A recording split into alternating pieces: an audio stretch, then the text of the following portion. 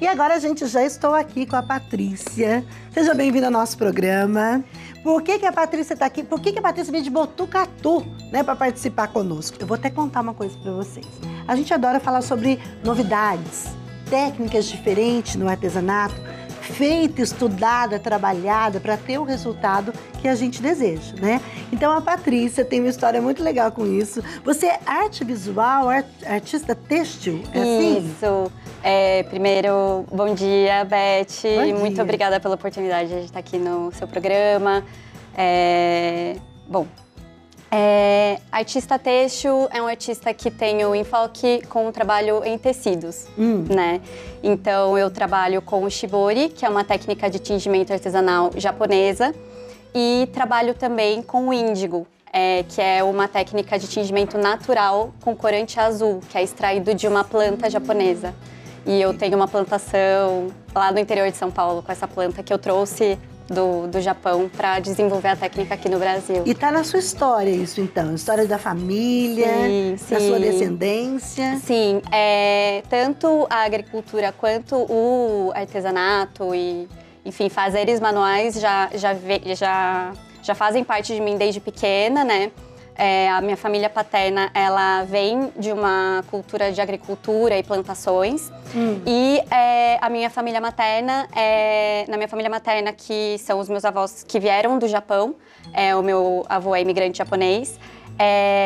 Então, desde pequena eu convivo com a cultura japonesa dentro da minha casa. Que legal. E eles também são artesãos, né? O meu avô, ele trabalha com madeira e a minha avó costura desde os 14 anos. Então, daí vem o meu interesse pelo tecido. E quando que foi? Você lembra que tempo da sua vida que você falou, quero estudar sobre isso? Tingimento natural, quero trabalhar com isso. Olha, o registro de tecidos que eu tenho desde pequena é um caderno que eu tenho da terceira série, que eu desenhei algumas roupas e falei que eu queria estudar moda, né? Então, tudo. desde aquela época eu já tenho essa conexão com o tecido, mas o tingimento em si, ele veio quando eu conheci a técnica do shibori através do trabalho de um estilista japonês que chama Issei Miyake, que eu já tinha um pouco de interesse, porque ele transita entre a arte e a moda. Eu sou artista visual de formação, artista plástica, mas eu resolvi dedicar minha carreira mesmo para os estudos dessas duas técnicas japonesas, né? Tanto o shibori quanto o índigo japonês são lá do Japão. E vocês plantaram, então? A gente tem imagens aqui? Isso, a gente plantou lá no interior de São Paulo, no sítio do meu pai. E assim, tá sendo incrível essa experiência pra mim com a plantação. Que linda foto! O que você tá carregando ali? Eu tô carregando o índigo, né? Uma espécie japonesa, sim. É uma planta que a gente usa as folhas pra extração do corante. E é aquele que fica azul? Isso. Muito ligado ao jeans? Isso, muito ligado ao jeans, exatamente. Aí Onde essa é a minha plantação. Exatamente? Fica em Itatinga. É uma cidade muito próxima de Botucatu. Isso, é de onde toda a minha família paterna veio. Quanto tempo para chegar nesse pé aí? Olha, nessa altura, perdão. Tem vários processos, né? Desde a germinação até chegar a essa altura, mais ou menos uns 4 meses. Você estava em pé nessa foto? Eu tô um pouquinho agachada, sim. Mas o arbusto, ele tem mais ou menos essa altura, assim. E aí depois tem o tempo de colheita? Isso, a gente colhe as folhas, tem processos diferentes de extração, né? Tem tanto o processo com a folha fresca, que você só bate e ele dá um tom bem clarinho de azul. E tem também o processo de fermentação, que é quando você consegue o tingimento azul escuro, azul índigo mesmo. Enfim, mas eu também, além do índigo japonês, eu também trabalho com outras técnicas de tingimento natural, que a gente vai falar depois. Como que chama mesmo? O índigo é japonês. E o shibori é a técnica de estamparia, que a gente vai falar um pouco também. Que é de uma maneira totalmente artesanal. Sim, é totalmente artesanal. É uma técnica de tingimento por reserva, que você pega, por exemplo, um tecido branco, você faz umas amarrações nele, por exemplo. Sim. Aí você mergulha num corante e quando você tira, tem a parte que foi isolada, né, com essa amarração que fica branca, permanece branco, e a parte que fica colorida, que foi a que você deixou em exposição ao corante.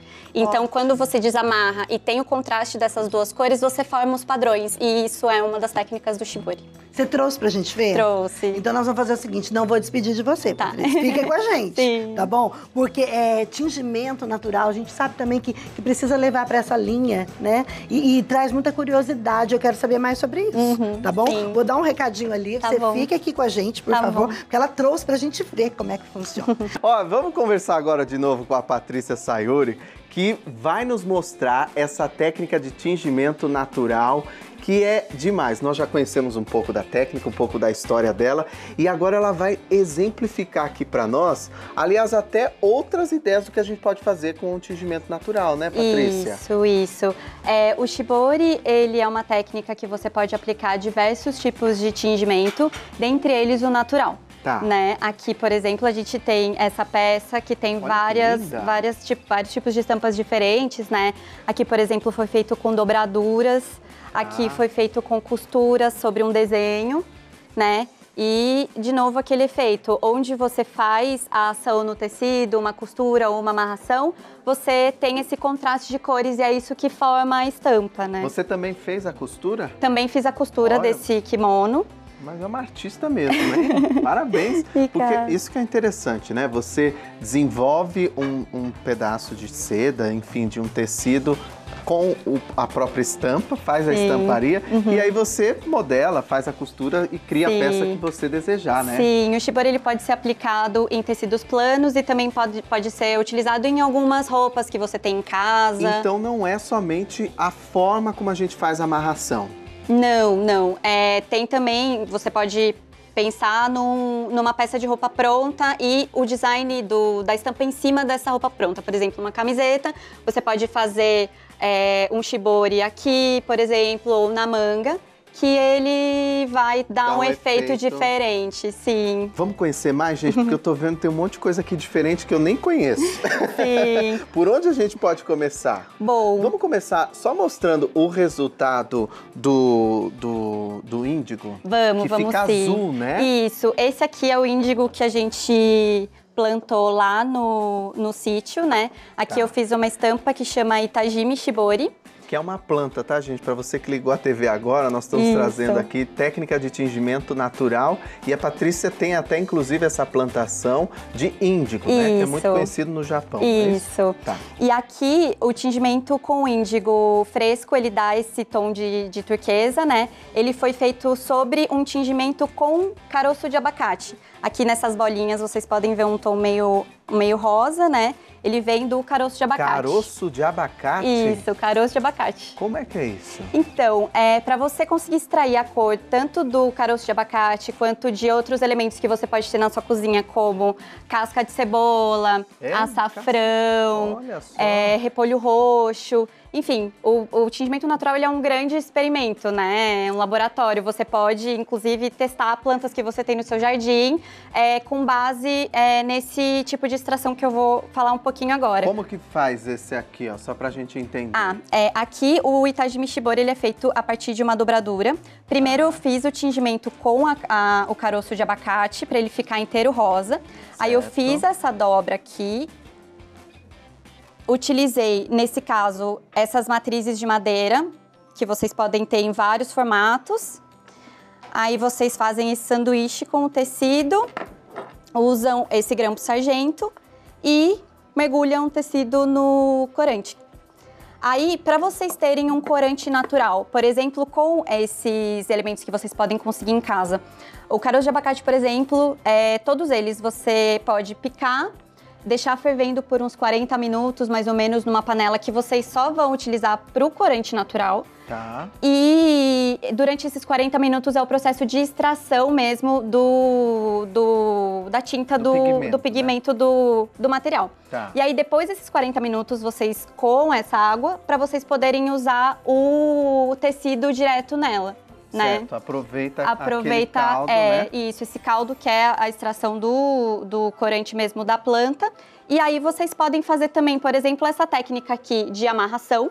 Como é que é? Essa técnica aqui, nesse caso, eu usei bolinhas de gude, mas vocês podem usar também pedrinhas, garrafa, tampinha de garrafa. Você faz, são pequenas amarrações, Isso. Só amarra mesmo, com uma Você linha? amarra com uma linha, você pega uma bolinha.